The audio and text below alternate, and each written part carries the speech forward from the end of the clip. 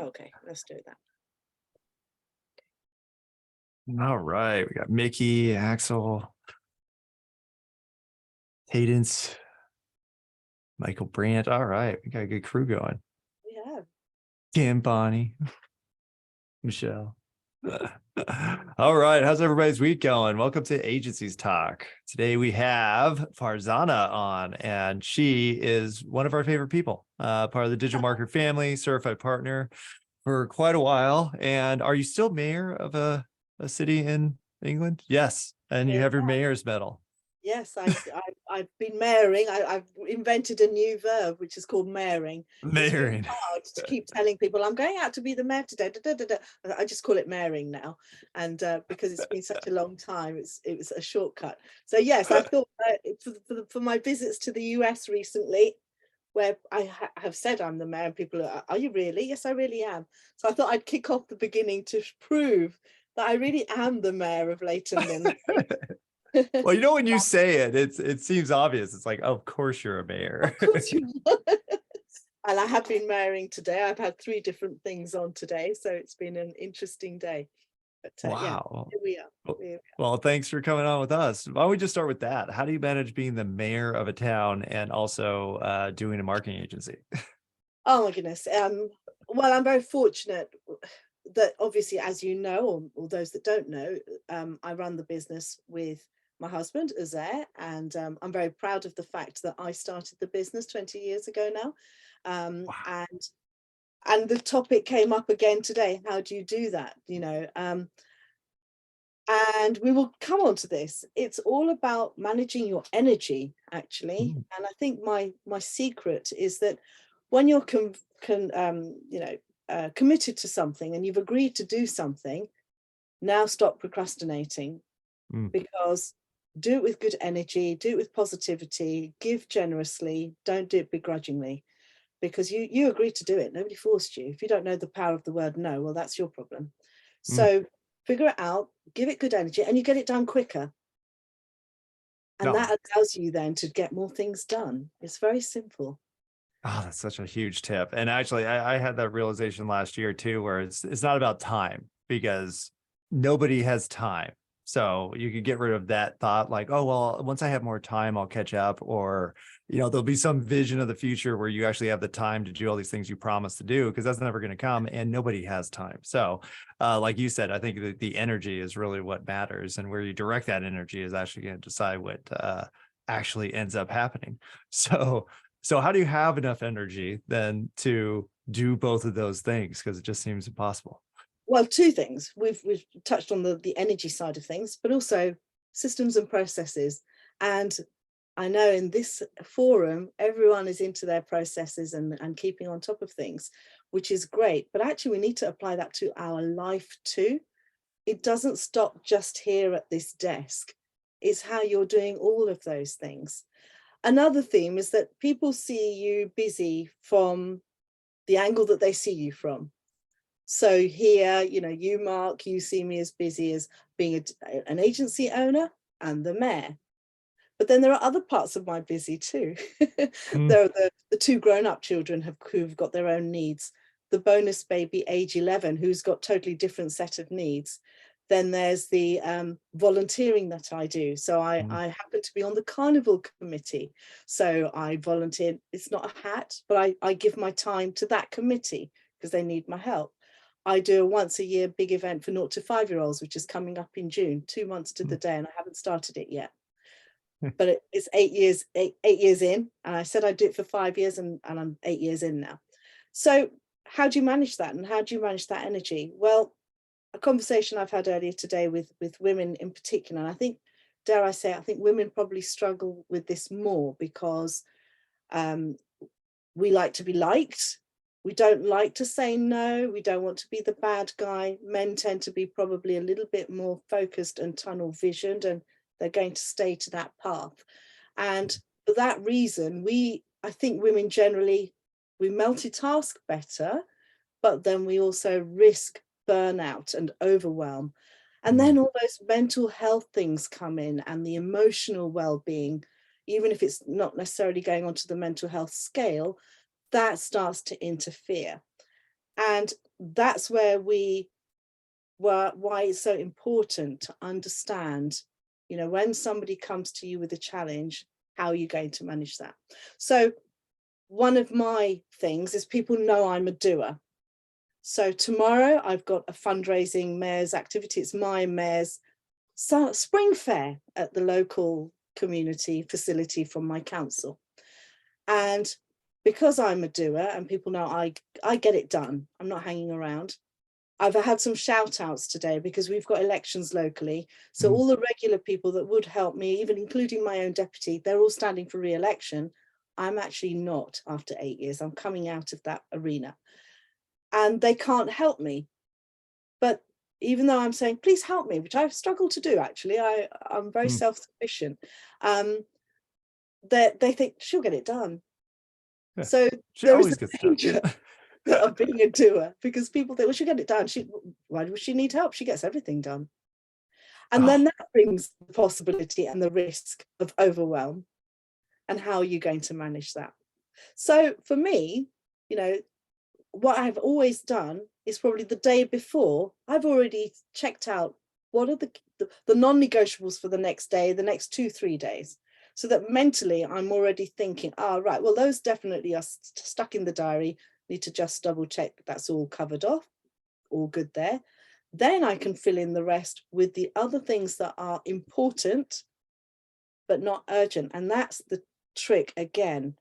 It's about being proactive in your diary management and your time management and energy management rather than being reactive. Because if you're always on the back foot, you never catch it up and then you are stressed and overwhelmed again. Oh, well, you made so many good points there. I love the concept of the non-negotiables where it's like, okay, these things have to get done. We have our big three every day here at Digital Marketer. So it's like, okay, yeah, if these things are done, these are going to be the most likely to move us towards whatever we're trying to achieve. And everything else is then superfluous. And if you get to it, great, but at least you got the big stuff done, which I think is a huge point. And then the other thing you said, which my wife is the exact same way, where everybody knows she's a doer. And so she's constantly being thrown tasks and stuff, and she feels bad. And, so she takes it all on. And then it inevitably leads to, a crash at some point. And it might not be today or tomorrow or next month even, but it's going to come, and it's going to be either physical, because I have noticed that I've tried to, be more mindful of my stuff where I'm like, okay, I have pushed it too hard. I am now on the brink of probably getting sick or, just being miserable at my job, which is just as bad as being sick.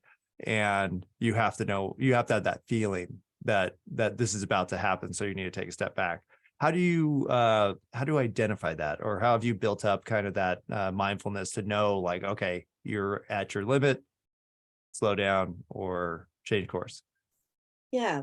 Now, someone I was speaking to recently, she's a sort of a mentor coach kind of a lady, and she gave me a very valuable tip, and I've tried to implement that. And that is that we are so used to, we're called human beings, but we've become human doings. We're always on the go doing something, and we stop to just be. And we're always busy running from the one thing to the next thing, to the next thing, to the moving and the doing and the doing and the doing. But that is like your traffic light, your internal traffic light, always being on go, on green. And you can't. And sometimes we have to stop at amber where we are preparing. But even better still, we need to stop at red. Because if we're not ever stopped on red on ourselves, how do we work out that where is the risk, where is the danger? We're at red for a reason, to take in our surroundings, to take in the dangers around us, slow that down, assess your situation. Okay, I've analyzed that now. Now I go to amber because I've prepared the route I'm going to take. Am I taking a left or a right or going straight? And I'm now preparing for that eventuality. Do I need to stick my indicator on? Do I need to make a change? What is the speed I'm going to go at? And then we go. And too many of us are always on that go. And I think sometimes it's because it's a product of modern society. We are expected to always be on the go. But actually, there is the flip side also, that we need to sometimes use that red zone for going into ourselves, retreating and doing the inner work, the inner reflection work. This being busy and being the doers all the time, what is that truly indicative of? What are we actually running away from? Because we probably are hiding. It's almost like a form of self-medication. I'm so busy, I won't have to think. I won't have to address the real issue that's actually affecting me. Eventually you'll come crashing down. So I'm Asian, British born. I was born in the UK, product of an Asian family. And the pressures are, they're underpinned. You will work hard. You will achieve. You will be academic, even if that's not your thing. You don't do things, certainly in my family, when I said at 16, I'd like to pursue continuing with my textiles design. That was my interest and my passion. And I thought I was going to do interior design and all sorts. We wouldn't think it now. It's chaos in here. Sewing, you're going to do sewing at A level at 16 for the next 2 years. No, do the sciences. And the dutiful daughter that I am, I did the sciences.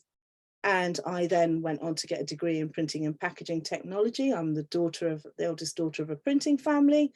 And that's where I met Azair, because Azair is the eldest son of a print family. And we met in the UK and got married. But what did that do? It's, you're doing things because you're following an expectation.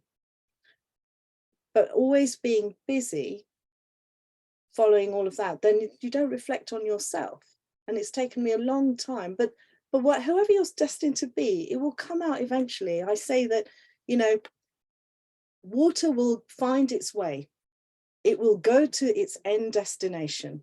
You'll get boulders and distractions and curves and bends in that river, but you will get to where you're supposed to be. And so that journey, my journey as an adult life, I qualified in print. I had a career in print. I used to work in central London.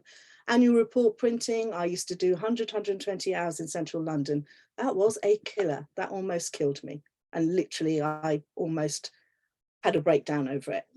And I remember at 27 pulling over in part of London, driving into work, because I thought I'd forgotten to do something, which had a precise timeline of 5.5 weeks. For those that remember, in the olden days, when you got the annual report as a shareholder in the post, in the mail, you'd have the plastic wrap around it. I don't know if you still do in the US, but in the UK, that's how it used to be delivered. And it would all be personalized and millions of copies. And it was exactly 5.5 week timeline, not a day earlier, not a day later, had to be ordered from Italy. I thought I'd forgotten to do it. I hadn't, but I was doing 120 hours in the car in the days when people didn't have mobile phones. And I pulled over in floods of tears. I can't do this anymore. I think I've messed up. I hadn't, I didn't know that. I had an instant 15K pay rise. You have your own office. We'll do whatever we need to do to keep you. I still handed in my notice because it was too little too late. And I always vowed, if ever I have employees, I will never, ever treat them that way and let them feel so alone and so burnt out that they think they're losing it. And I hope I've lived by that as time has gone through. Lockdown was a great example of that.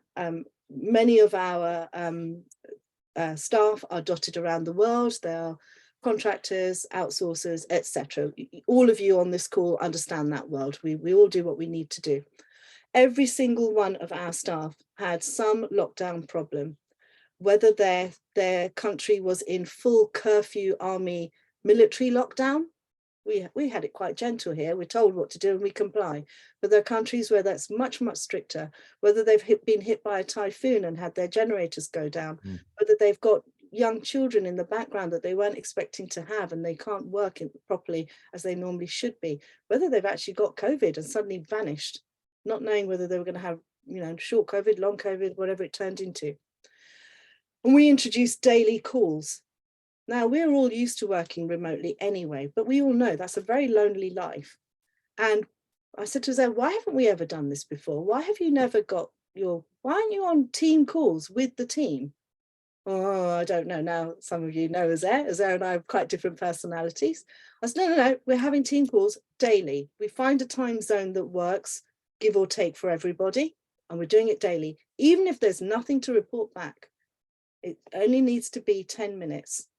Because working as a team, when we all work remotely, it can feel very disenfranchising to not know what is your contribution to that process. So for example, one of the processes is we were going live on YouTube daily through lockdown.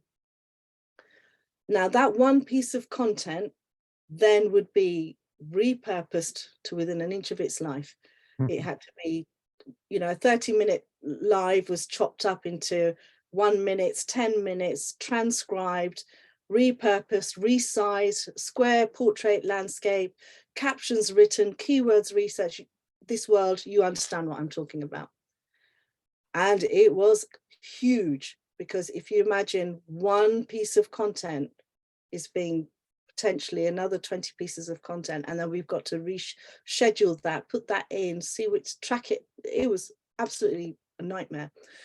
But my video editor is different to the transcribe team, who's different to the QA team, who's different to the scheduling team. So if we're all on the call together to check, right, is everything in place? Oh, actually, I'm waiting for so-and-so, but they don't know it. Slack, etc. is all great comms. But if we don't all work together physically and even join on a call, even if it's only for 10 minutes, it's very, very difficult to manage those teams. But that 10 minutes proved to be vital to allow the rest of the 7 hours and 50 minutes, if you're doing a standard day, work smoothly. Because then as we got into that, the team would come on and say, have you got anything to say? We would go around the screen, anyone to report back, any issues? No, all good. You actually left positive and energized, that you've had some interaction, and that what you are doing is meaningful and adding value, even though you may not quite see it as the video editor. Well, what's it to me? I'll just edit it and dump it down. But when you can see the problems you're causing by a caption being too small, or why you're using drop shadow, or why is it too close to the edge, you can improve on that. And so it is about good systems, making sure that everybody's doing what they're doing so that you can step away and do other things. There's only one of you, so how are you going to manage that? And it goes back. The key thing, I think one of the other things is, it's very hard to say no. But at the moment, because I'm leaving this world, I've literally got 2.5 weeks and I stopped being the mayor, May the 15th. Ooh. I'm sad but glad it's time to do this. I'm the only person in the history of this town, and this town is 800 years old, who's ever done 3 years consecutively. And I'm very proud of that. But 3 years, it's time now to finish. So of course, people are now finding things to keep me busy. Now that you're not going to be busy, would you like to join our committee? We could really do your help with this. We'd really like you to do this down there. And I just smile. I call it the penguins of Madagascar. We just smile and wave. We don't get involved, And I say, thank you so much for that opportunity. At the moment, I'm just considering what I'm going to be taking on. Of course, you will be on my radar, and I know we're not going to lose touch. And if I can, I said, I might not be the best person at this moment in time. I'm not saying no, I'm just saying, it's nice of you to consider me, and it's very kind of you. But actually, I think I should put you in touch with so-and-so. I'll pass the buck to someone else. and I suggest, well, I think I know someone who might be a better fit, because for whatever the reason. And that's okay too. It's very liberating. It's a bit like decluttering your life, taking away all those no things. And decluttering is a very important thing. I'm going off on all sorts of topics. No, we're getting it all. It's been great. Keep going. Decluttering, what do we think that is? we think it's just getting rid of a bit of stuff. And I'm conscious at the moment, oh my goodness, there's so much stuff going on, but our surroundings are indicative of what's going on in our minds. And when we have too much going on in our minds and our surroundings are also overwhelming, it's horrible. And Oh, yeah. decluttering, physically decluttering is so liberating to just get rid. I've got I since lockdown, I moved my office home and it's not really gone back. And I went to the office, but as Air's away abroad at the moment, I thought I can't be bothered to log into there. I need to come home and redo my lippy. So I'm sitting in my, it's like a wardrobe area, but it's sort of also an office. But because of my, I call it my mayoral wardrobe, there's a huge rail which I cannot wait to get rid of. It's like 2 more weeks and it can go. All those clothes that are required for that life can go. And I can't wait, because it is very liberating. It's like I've got too many clothes going on right now, you know. And Well, congratulations. I mean, the whole story is you know, pretty inspiring, because I think for a lot of people it is the big decision you're talking about is saying no to business. One, like, here's opportunities that you could do and maybe you're completely capable of doing, and maybe they even be easy, but still having the ability to say no because they don't fit into your, you know, current agenda. And also just taking a break after you've done something significant for 3 years. Like, yeah, it's I nothing think I'm wrong going with to take that. about, I don't know, 12 hours off or something, and then I'll you know. Yeah, but not having the responsibility. It's you know, my wife, I keep on mentioning my wife because she's so similar to the situation where she's super capable, everybody wants to use her, and for the longest time she's just said yes to everything, and it's led exactly to what you're talking about, where it's just like you're burning out, you're not able to help anybody at this point, or you're resenting all these projects you're being given because you don't really want them. And so, you know, from an agency side, that happens all the time with maybe your niche is one thing and you're like, well, I could help them with this, and it's a lot of money maybe, and maybe it'll lead to the other thing, and then you start justifying this expense that you really shouldn't be taking because you don't have time for it, and you can't do a good job with it, Yeah, is really what ends up happening. yeah. I'm going to come to the money thing in a second.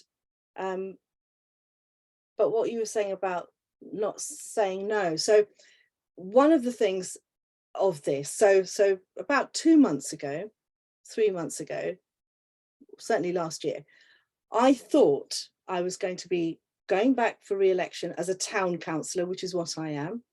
I also thought after 8 years that I would be going to the tier above, Mm, which is, we call it uh, central councillor in our county, the tier above, and the tier above that is local government. mm, Sorry, national government. We're into government. So I'm at the sort of the entry level local government stage. And then about 6-8 weeks ago, the process for selection was becoming so complicated, and I haven't got time for that anyway. And I had a bit of a moment, a bit of a universe, a download, God, mm. call it whatever you like. I had a moment. And that moment was, Farzana, what are you doing?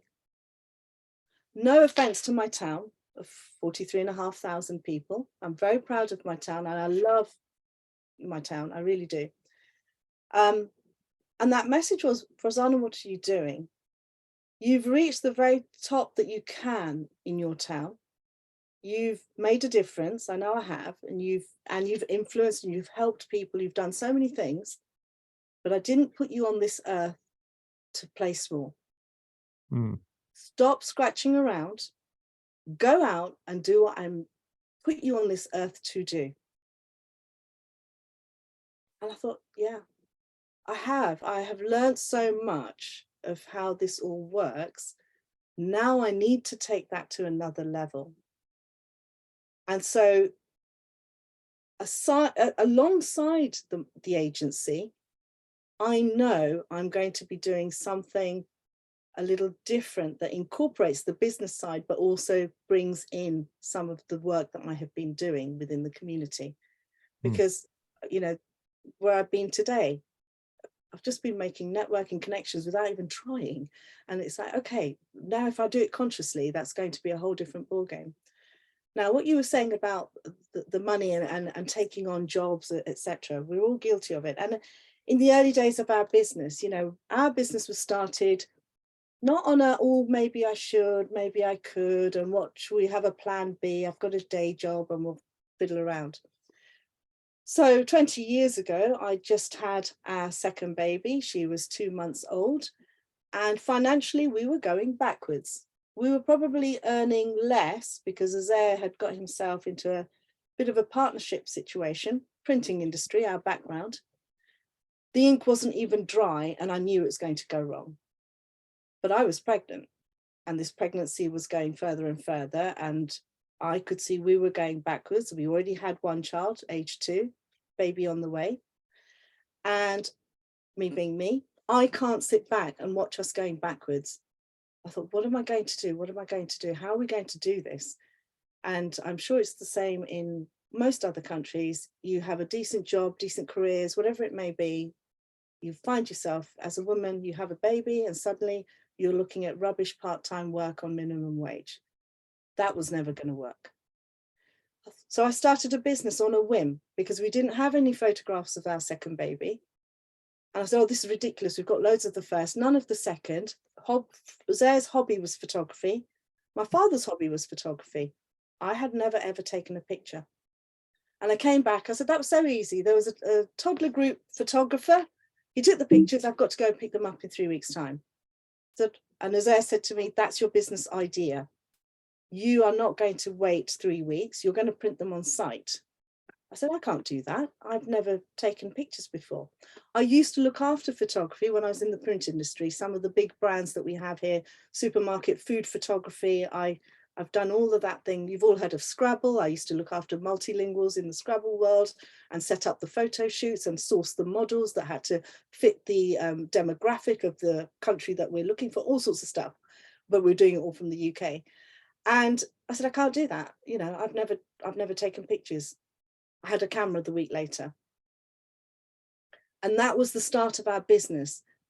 Zero knowledge of photography, and I've started a photography business. And my very first client was Build-A-Bear Factory. Out of my sheer naivety, I'm knocking in my shopping mall. Oh, I've started a photography business. Got any jobs for me? Yes, actually, next week is school holidays. We've got the dress up teddy bears. Can you print pictures on site? Like, yeah, I can do that. I had queues wrapped around this shopping centre because the poor printer couldn't keep up. And if you think back 20 years, digital photography, the thing we take for granted, theme park photography, was very, very new.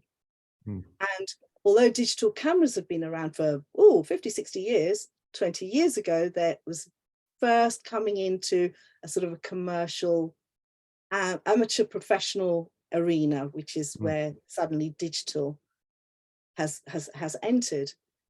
And it's like, what I didn't know is that the centre management were watching me from upstairs and then called me in, would you like to do the grotto photography? And at the meeting, were talking to me about the following year, as if we are doing it. I had to interrupt the lady, said, I'm sorry, we're talking about, I'm just one little person doing this business. You do realise, oh no, we get that. We want you to do it. I said, okay, thank you very much. However, I need to make it 100% clear that if there is a problem with my children, there will not be grotto photography that day because they come first. And I haven't got the backup. Having said that, the business, 3 months old, Azar joined my business because it was clear that where we started, and like a mad woman, the business was started that I was going to do part-time photography at toddler groups. And like a mad woman, I took a 2-year-old, by that point, 3-month-old baby in her carry case, and a laptop and the printer, a heavy duty dye sub printer. And I would shoot the pictures, show the pictures, select the pictures, print the pictures, and manage my babies. Wow. All in about an hour and a half. And that sounds right. That's the kind of crazy, I don't even know now when I think back, how did I even do that? After barely 6-7 jobs, we accidentally discovered equestrian photography. that grew. Then we were spotted by Nikon. Uzair thought that was a hoax email that we've got from Nikon. What are you using? How are you doing this wireless technology? And what are you doing in the industry? And he said, I think somebody's having a laugh. I mean, I said, don't be silly, respond, because you don't know what that is. Of Yeah, course, 20 years ago, the assumption is the photographer's the man, of course. And I've well, always...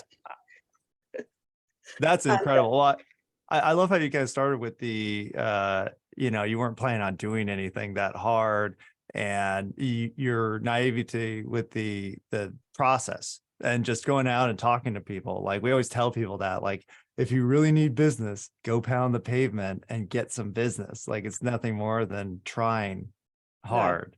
Or not even trying hard. You just walks around a mall. Like, yes, and I just thought, and it was my sheer innocence, but also my persistence and determination. I've got a mortgage and 2 young babies, and this partnership thing needed to end. It wasn't quite ended while Uzair was also working with me and working in that thing that needed to come to an end, which it did. But it wasn't quite desperate, but it was crazy. We needed to do this. Young family, we've got to do this. And there was no plan B. There's no family bailing us out. There's no emergency plan. There's no savings. There was no second income. There's no other part-time job. So it had to work. So we've done some hard graft, and I'm glad that's those days are over, but they were a great foundation for where we have gone. Now, the business has evolved so much from those days of being a photography business and the Nikon and the Apple stores and all that work, because then we got into marketing. Traditional marketing wasn't working. Advertising coming from printed advertising wasn't working.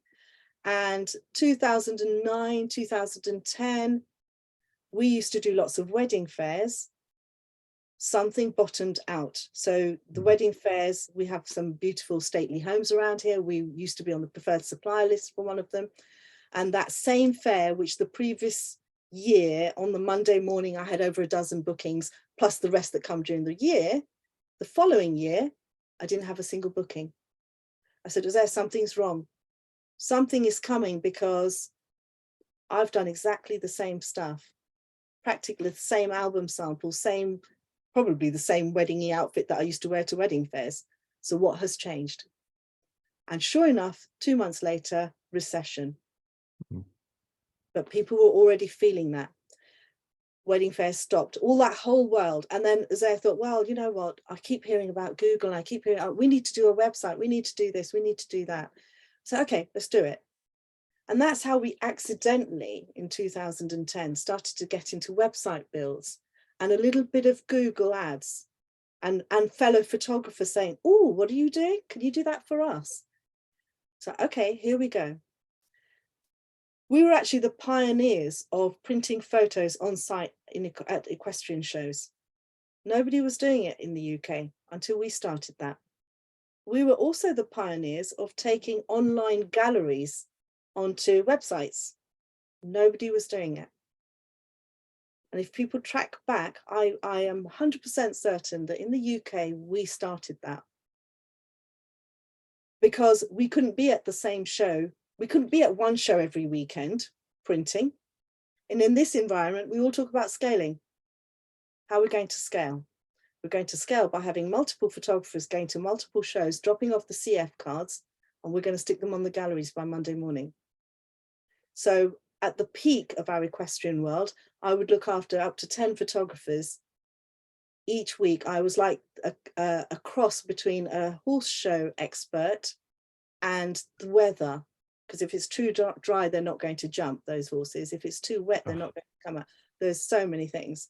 And I had to pick the right photographer in the right area to get to the right show. Every Friday, I would get the call, I'm really sorry, I can't go tomorrow, or I can't go on Sunday. So guess who would be there, having worked all week sorting out the scheduling. And we used to do weddings in those days. We used to do 50, 60 weddings a year on top of the horse shows. And every weekend, instead of Uzair and I, this is typical women, instead of each of us taking one child each, because at short notice we couldn't get them arranged, I'd have both the kids. for the whole day in a show jumping arena or a dressage arena, telling them to be quiet, don't spook the horses. And they're only 5, 6 years old, 7 years old. That's brutal. I've got the danger and the responsibility of my own children, plus I'm trying to work all day. Plus I'm managing the photographers that also need to come and drop off their cards and sort out who's doing what. So all of that was energy management and being organized and systems, keeping track. Yeah, even in those days, I'm going back, 10, 12 years now. It seems like a lifetime ago. And then it's evolved. So and then Azair became ill for over a year. So the soft, informal learning of Google Ads that we were doing and applying to our own business, he came crashing out. He shares this, it's not a secret. He just woke up one day and said, I just cannot do this anymore. He just had come to burnout, stress, anxiety. And his saving grace, his silver lining to that very dark cloud, was that he formally did all the Google Ads, certs, etc., and became qualified. And that would have been roughly 2013-ish, 2014-ish, that kind of time. But what did I have? I've got a husband at home who's told me that's 50% of my workforce gone. It's very much probably a lot me and him only, one or two other outsourcing, but mainly us two in the business. I'm running a photography studio. I've got two pre-teenager age group children. I've got my bonus baby who's only 1.5. And I've got a husband who's ill, who's never very good at the house stuff anyway. So I would go to the office, and the secret of surviving that very tough time, only not that long after recession, was knowing my numbers. We use a thing very popular here in the UK, a system called Xero, which is online bookkeeping. I'm sure those of you worldwide have your own versions of this. I would log on to Xero every single day and check my numbers. How many shoots have I done? How many sales processes have I done? I would be back to back all weekend and then still go home and sort out what was going on at home, because Azair needed to get well. And those are the dark things that, as if there are people here who are, solo business owners, that's the lonely part, the hard part. Who do you turn to? People see the glory of the good bits of what you do. And in this platform, you will understand when I say, oh, well, I went to the US 3 times in the last 6 months, as speaker circuit, etc. Wow, isn't that glam? What they don't see is the 20 years of the dark times, which seem to be a lot more than those light times. And I had to keep a track of those numbers, because there was no use me burying my head in the sand and pretending it wasn't happening, because it was happening. And I'll be honest, when it would become too much, I would cry. I'd go into the office. I wouldn't cry at home ever. Don't do crying. I do more so now. And I would allow myself 5 minutes. You know what? Have your moment, have your dark moment, have your despair, have your, oh my God, I wish I could shut this whole business down and go and get a job. But our backs were so up against the wall, I couldn't even have 2 weeks to go and find a job. It's like, oh my God, who would even have me? What would I even do after this many years? No, carry on. And that went on for well over a year before Azair was back proper. And again, it comes back to your mindset, building your resilience around yourself, surrounding yourself with the right people. I have a motto: if it drains you, ditch it. Let it go. It doesn't serve you. It doesn't serve you. And I'm going to go on to something that I really want to share with people, and that is about abundance blocks, because it ties in about how we work, and as business owners, how we behave around money. Now, anyone who wants to find out more about this, there's a fantastic lady who I must really re-watch some of her stuff. Her name's Christy Marie Sheldon. And she talks about 24 common money blocks. Now, about 5 years ago, I accidentally discovered the world of Reiki and Reiki attunement. So I'm actually a Reiki level 2 healer and a crystal healer. I have a citrine sat here as we speak. Citrine is the crystal of abundance, and it's the merchant stone, and it's a beautiful energy, and it brings all good things. And you know, I'm into Reiki and crystal healing, and this abundance block thing really ties in with that. And I thought about it. Am I going to the 24 money blocks? And I thought, okay, that's really interesting. What are my money blocks? Some of us will have more than one or two, three, but I'm going to pick on one that really resonates with me. And it's something I picked up on earlier about my childhood and how I've been brought up. And that is, especially from my mum, more than my dad, but both of them were of similar mindset. You work hard for your money. Now, they had their own business too, printing business that I mentioned. You work hard. You work hard, you work hard, you work hard, you work hard, and you work hard for your money. As we saw them do in their business, I thought, wow, why is that a block? That is a block because when money starts to flow easily, because you're an expert and you're good at what you do and you've got a great opportunity and you seized it, whatever it may be, subconsciously and spiritually, you won't accept it. Because I didn't work hard for it. Oh my goodness, how did that happen so easily?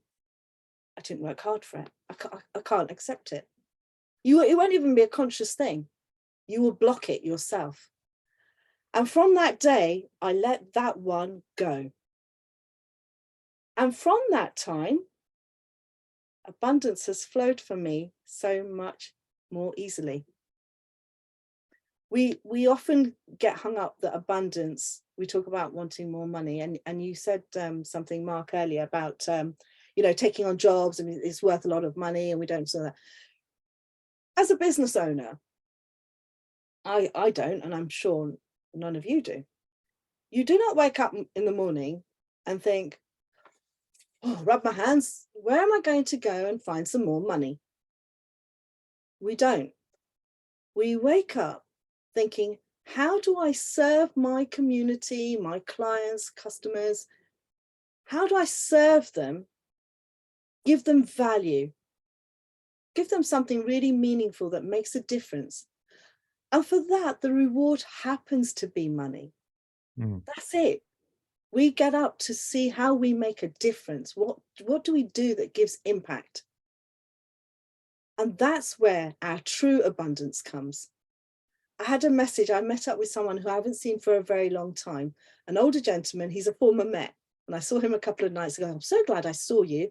I would love to catch up with you, Steve, when I finish my mayorship, because he used to work in corporate. He's a past high flyer. I said, I'd love to speak to you about, would you just mentor me for an hour? I would love to pick your brain on a few things. And he's messaged me to say, Farzana, it was great to see you. Let me know when you're ready to be a billionaire and we'll have a chat. And I've replied back saying, actually, it's not about becoming a billionaire, brackets, although that would be very nice. It's actually what I want to explore about myself is, what do I do next that makes lasting impact? What is it I should be doing? Because as you said about your wife, Mark, just because you can do lots of things, and just because other people think it's a good idea that you should do this and you should, doesn't mean go off and do it. And I'm feeling pretty old now. So it's like, okay, I haven't got the same energy as 10 years ago or 20 years ago. What am I going to do that gives me the best impact, not out of laziness, but actually I just don't feel like, you know, ruining my body any further and doing those late nights and all the crazy things I did as a photographer, for example, or even in the corporate world with the print. I need to now pace myself. And that's okay too. You know, work smarter, not harder. That's okay. Now, abundance blocks. About 4 or 5 years ago, we got involved in a court case. So I released in December 18, I released the photography part of our business. I said to Azar, please do not take any more photography bookings. December is a busy time for photographers. He said, wow, are you sure?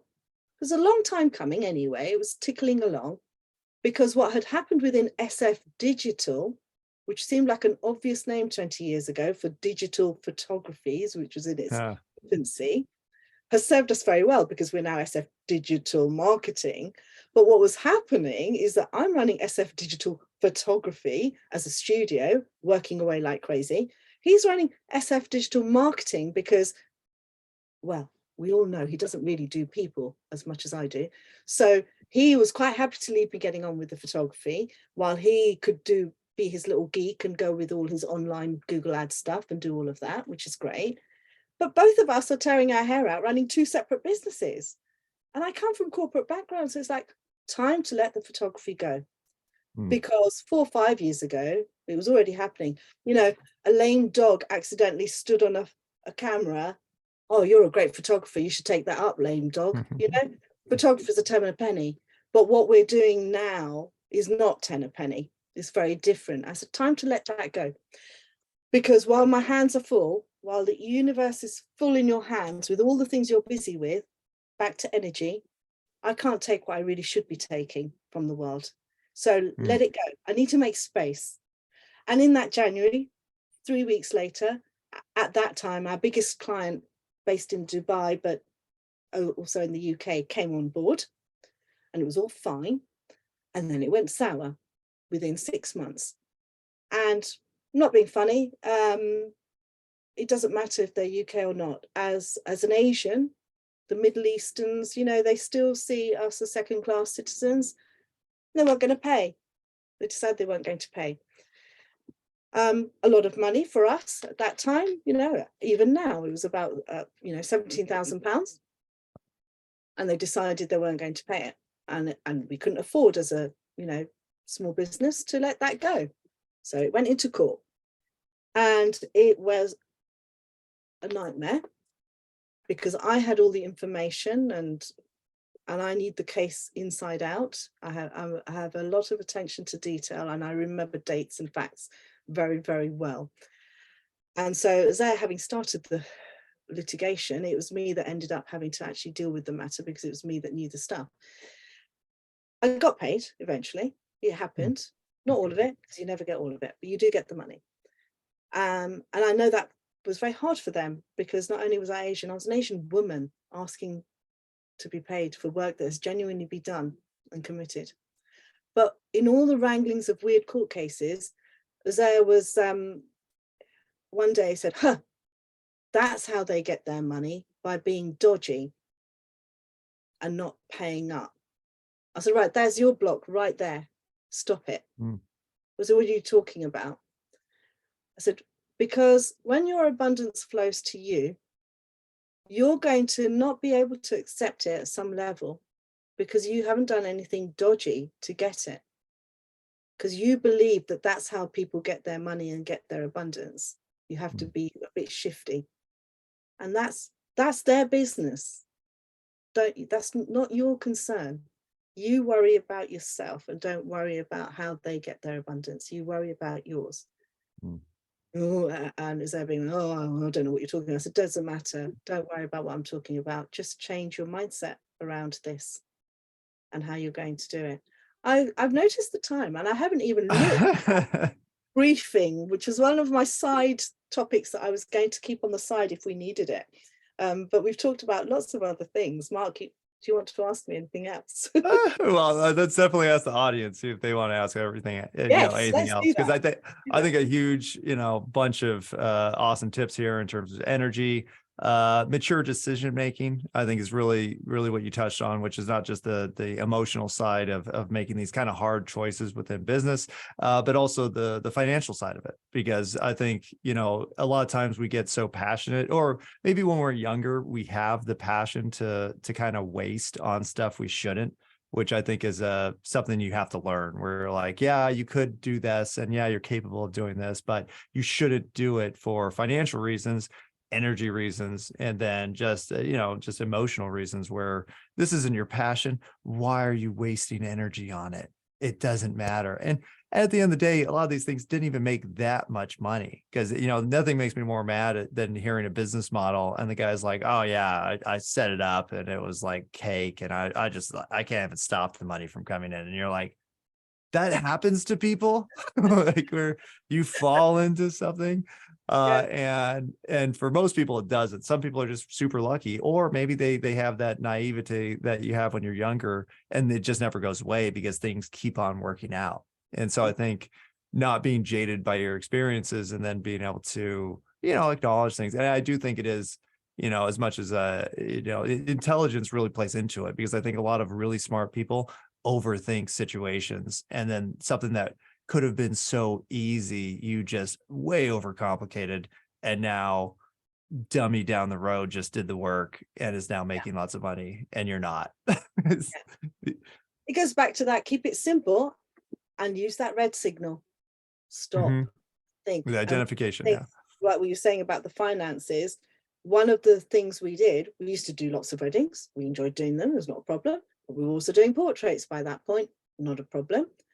But if you do a time and motion study on weddings, as a business, as a photographer, you probably spend 40 hours on a wedding. And in those days,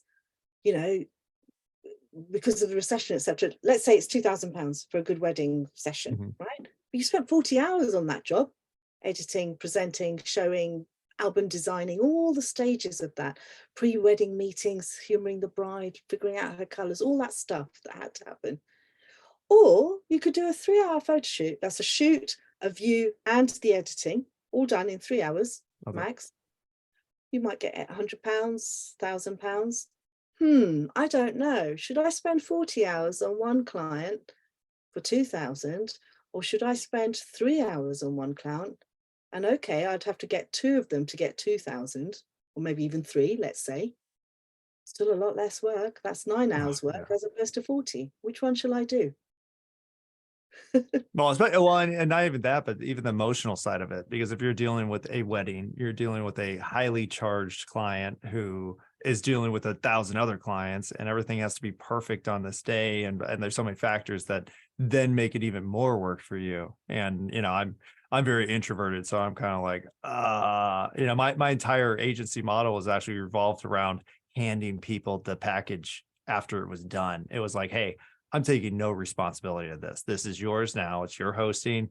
It's all your images. It's all your content. Like I need you to go away now. Like that was my business model. Well, because I didn't want to have an agency. I wanted to teach marketing. And so it's, but just like you did, you fall into it and then you start doing it for other people, and then it's making money and you can't say no to money. And so you just end up in the cycle of, and there's actually a book, was it Becoming Superhuman? Dr. Joe Dispenza, and he's kind of a goofball, but one of the points he makes in there that I really like was that how your body could get physically addicted to emotions. So that stress emotion that you think is like, oh, I hate being stressed, but you keep on doing it, is because it charges your body with hormones that you're kind of addicted to at this point. The cortisol release and the adrenaline. And so you trained your body to actually crave this feeling of stress. And so you just recreate the situation over and over and over again until you have the mindfulness to realize like, okay, that's a waste of energy, time, money, effort, emotion. But most people can't do that. So, just because we're out of time, if people could do one thing today to kind of get out of that cycle of maintaining these things that we shouldn't maintain and be mature enough to make the decision to stop them, what would you say? Oh, one thing. Okay, I would say sit down quietly give yourself 10 minutes and let it flow. Journal. Just dump it down on a piece of paper. I'm not a journaler, by the way. I'm not one of these people that journals. Dump it down. Keep getting that emotion out. Just dump it down on that piece of paper, and you will find there'll be something that you mention 2 or 3 times itself. And that will be something you need to address, because suppressing it will not make it go away. And ditch the small stuff. Let it go. Go out and do the big stuff that you've been put on this universe to do. Stop sweating the small stuff. It does nothing for you. Oh, I love that. Simple, to the point, and it, incorporates the mindfulness practices. We always talk about meditation, but really just the sitting down and the journaling of this, and because I've done this before, after a certain amount of days, you'll start to see the repeating pattern of these things that are pissing you off, and then you're like, every time that happens, I have the same reaction and I'm upset about it every time. So how do I get away from that or address that I'm upset about it? Because I think another thing we do when we address those emotions, like, well, I'm sad right now, I shouldn't be sad, or I'm stressed right now and I shouldn't be stressed. And then you try to fight this emotion that you're already feeling, and it leads to one, not fixing anything, because you're just saying I shouldn't be like that, so I'm going to have my discipline and not feel that way, which is impossible. And then again, you repeat it. So gosh, I wish we had more time, because I was talking to my nail lady yesterday, and she was teaching her 7-8-year-old that she never cries in front of him, and and he's caught her once crying recently. What's wrong, mummy? Nothing, it's all good. I said, yeah, I know what you're saying, but there are no such thing as good emotions and bad emotions. They are emotions, and they are designed to protect us. They are giving us signals that we should pay attention to. And by her not showing her little boy that full range of emotions, we're storing our next generation for mental health problems, because they cannot work through those in a safe space. Anger, sadness, grieving, whatever it may be, they are emotions, and they must be expressed. They must come out.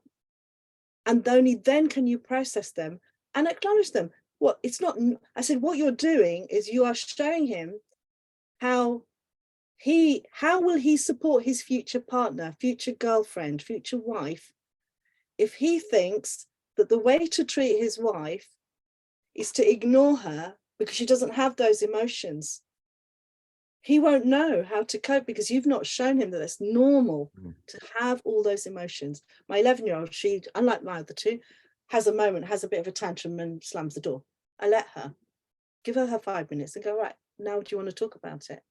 Because we must give our emotions space and process them. We don't do that enough, because we think we must always be happy. We'd be crazy if we were always happy. It's not normal.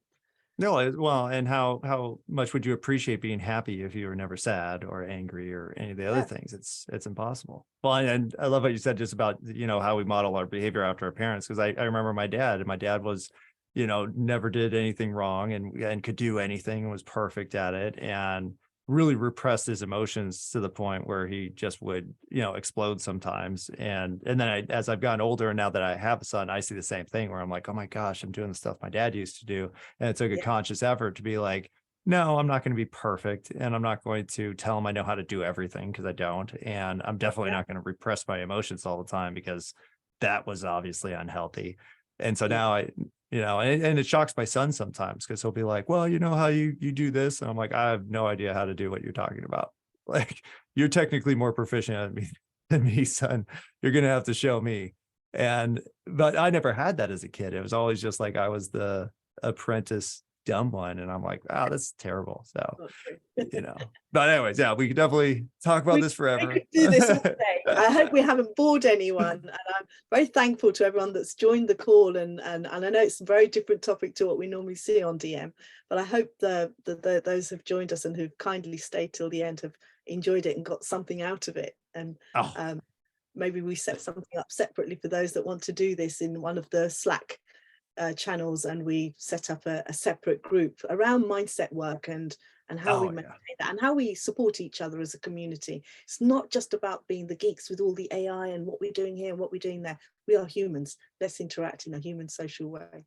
No, I love that. Well, and I love how you shared all the stories about, not the fun times and not the successful times and not the everything's so great. Because I think as marketers too, we tend to, just business owners, you don't want to show weakness. You don't want to show incapability. You don't want to show any of these things, because people will be like, I'm not going to hire you because you can't handle it.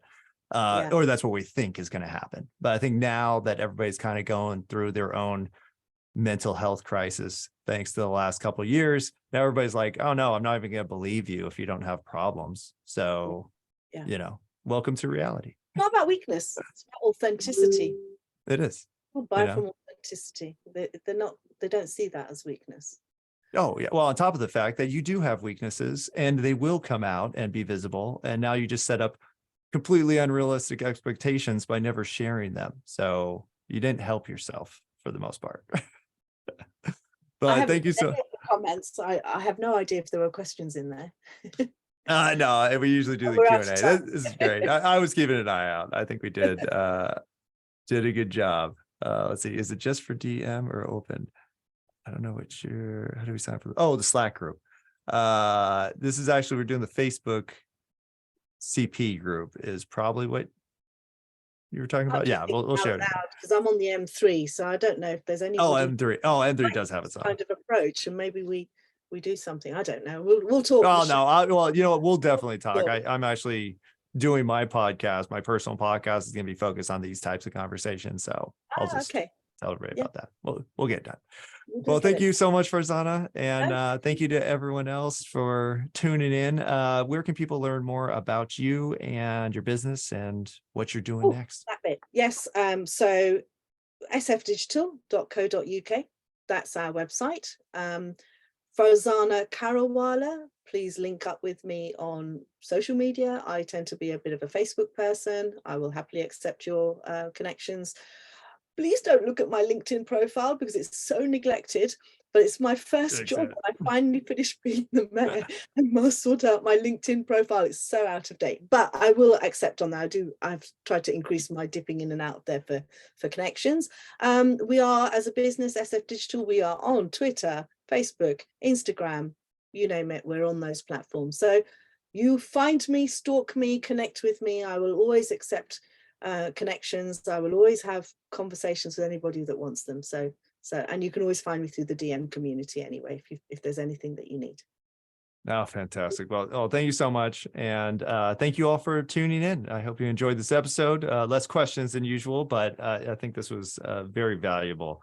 And I love the going off topic sometimes. We don't always have to talk about, just marketing and marketing methods. This is we're people too. And that's why people love digital marketing. So thank you, Farzana.